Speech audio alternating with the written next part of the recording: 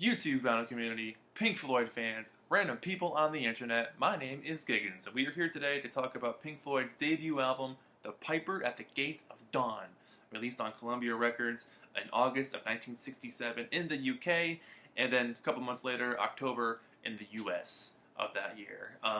Piper at the Gates of Dawn is probably my favorite Pink Floyd album. If I had to pick one album by them that I really love, this would probably be it.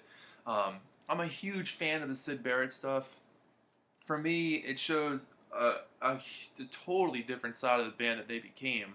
You know, when David Gilmour came in, they had to refigure out what to do after Syd left, and they had a couple albums of instrumental music, and then eventually got to the point where metal happened, and then Dark Side of the Moon, and just took off from there. They had a few years after Syd left where they kind of weren't sure what was happening here.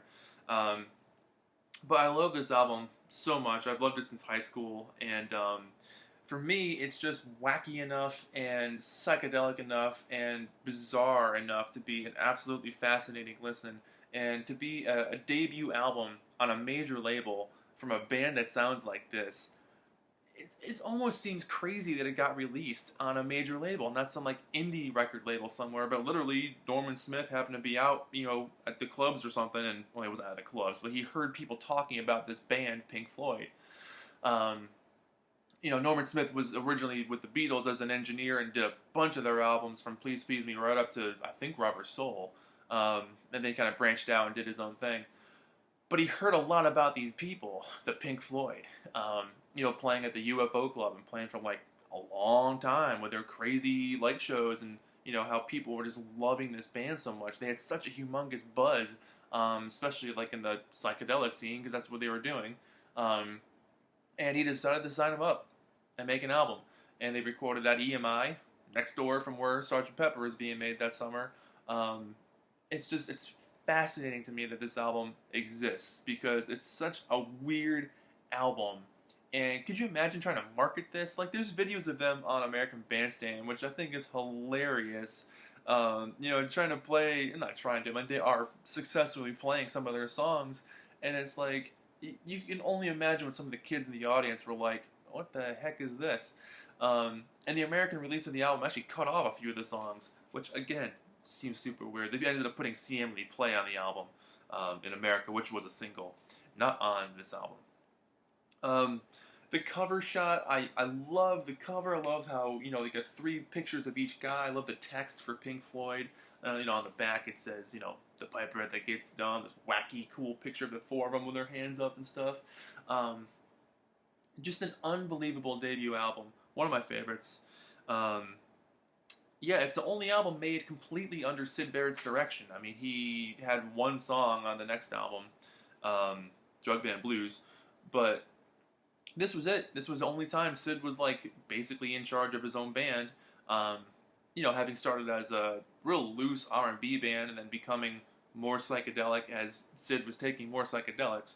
And then eventually they kind of took him over, and then mental illness happened, and he just kind of vanished away. He did put out a couple of solo albums in the late 60s, but by the early 70s he was kind of done, and he just went home. And he stayed there basically for the rest of his life. I think he's a fascinating character. I think he's one of the most interesting stories in rock and roll history. And I vividly remember when he died, because he was 60. He was super young. But drugs had just taken so much of a toll, I guess, throughout his life. And he was, at the time, in the 60s, a poster child for the psychedelic image and for the drug scene. From what I've read, I wasn't there, but from what I've read. Just an interesting guy, and apparently he was a super nice guy, but I mean, it's cool to see the band at this time, because when you think Pink Floyd, or you ask somebody about Pink Floyd, you say another brick in the wall, or money, or time. A lot of people don't jump towards this, and I wish they did, because for me, this is Pink Floyd. Believe me, I love those other albums. I think Animals is an interesting album. Obviously, Wish You Were Here was great. But for me, if I want Pink Floyd, their 60s stuff, even after this, the soundtrack for More, or Obscured by Clouds, or whatever you want, Saucer Full of Secrets, That stuff, I love that stuff. And metal's great. All right, I like Pink Floyd albums. Let's just get into this thing. So, the album opens up with Astronomy Domine, which is a really, really cool introduction. It kind of opens up with these like signal-y sounds, kind of like a transmission signal sounds. And their manager at the time, Peter Jennings, is he's using a megaphone. He's calling out like different names of stars and galaxies as the intro, which I think is pretty fun. But yeah, these like really caveman drums come in at one point. You get these kind of weird guitars, really eerie guitar lines, and then these unison vocals that just sound like a chant. And you can tell they're just out of left field, man. I mean, music changed so much at this time in the '60s, and to hear a band sound so fresh, even now it sounds fresh. Just it must have been unbelievable to hear this thing at that time. Especially the pounding away of the drums, the jamming, the improv that goes on. They were a tight group. I think they knew what each other was going to play. The studio was kind of tricky, especially for Sid, because he never repeated things more than once. He never did the same thing twice. And so having to do that in the studio to get the right take again, I think was challenging for them, or for him anyway. And Norman Smith has said that he had a hard time trying to get Sid to repeat something again because it wasn't going to come out the same way.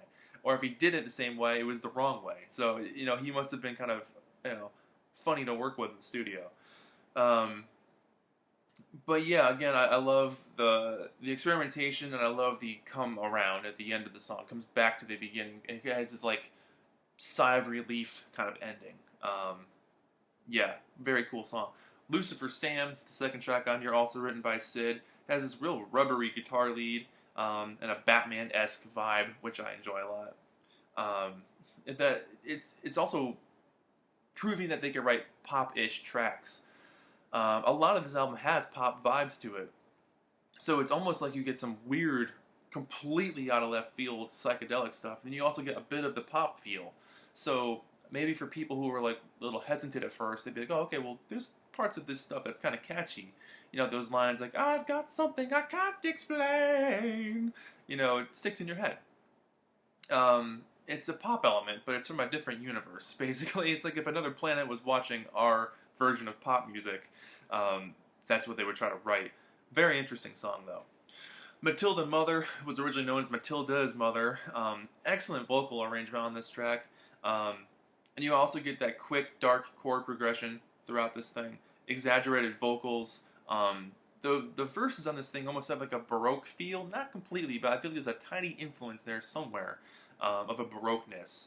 And then you get more of that ach kind of stuff, that vocal technique kind of feel.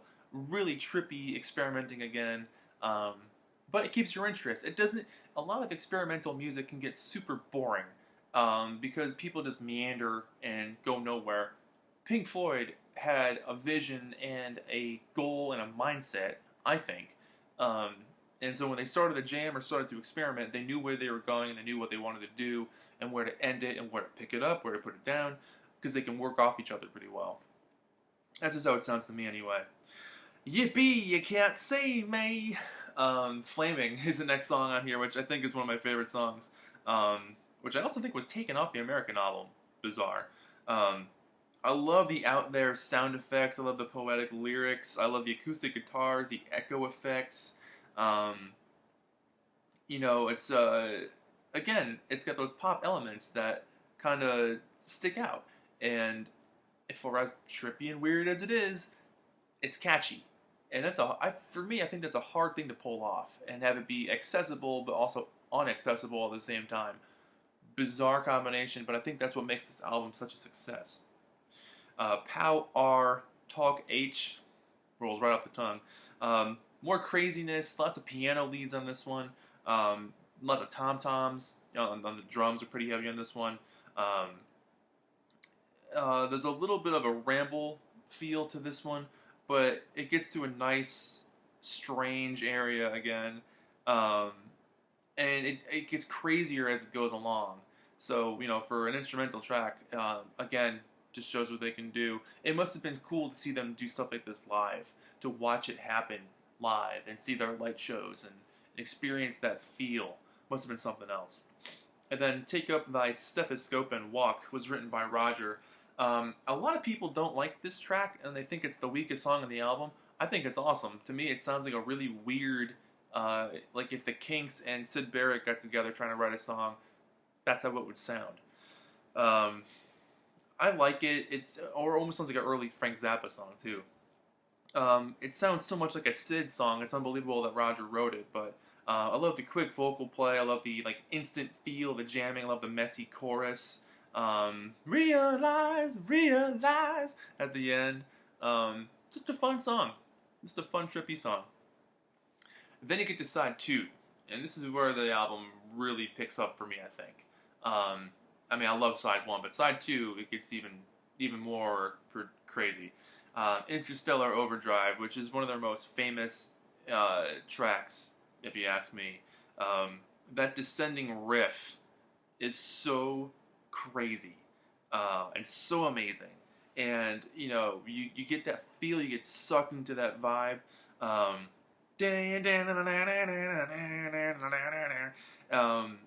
What a riff, you know, and imagine jamming on that. It's so fun to listen to them do that. You know, you get a lot of the organ parts going on its own way. Soloing from each member happens throughout this track, and it's just it's an adventurous, fun jam that doesn't let up, and the humongous swell to the point where it literally sounds like it explodes, where the drums are just going crazy, and then that really hard panning from left to right speaker is an absolutely brilliant way to end the track. I think it's super fun. So great song.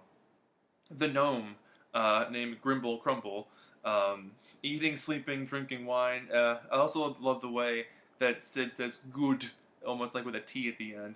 I love the acoustic pop style on this one, and it for me, I like having this imagery of, you know, bikes and mice and gnomes and scarecrows and, you know, this like, you know, almost fairy tale or children's story-esque characters. I think adds to that fun psychedelic dimension a lot. Cool song. Chapter 24. This one has a really nice bass on it. I really enjoyed the bass line. I mean, I think Roger is a fantastic bass player, and I think this song in particular gets to show off a little bit more of his subtlety and his walking rhythm. The piano on this song is really pretty, and I've been trying to figure out the lyrics to this one for years. I'm trying to figure out exactly what this one means. So if anyone has an idea, I'd love to know what you think about it. The Scarecrow. This song is super cool. There's a really interesting video of them kind of like hanging out in a field playing with a scarecrow and basically just goofing off with each other. It's brief, it's kind of creepy, and it's got some wonderful vocal harmonies. I think the imagery and the color that is produced on this track really paints a picture. You know, for being a song, you get a humongously colored, abstract, surreal experience from the song. Which I think is such a clever, you know, thing that Syd was able to get across. That I think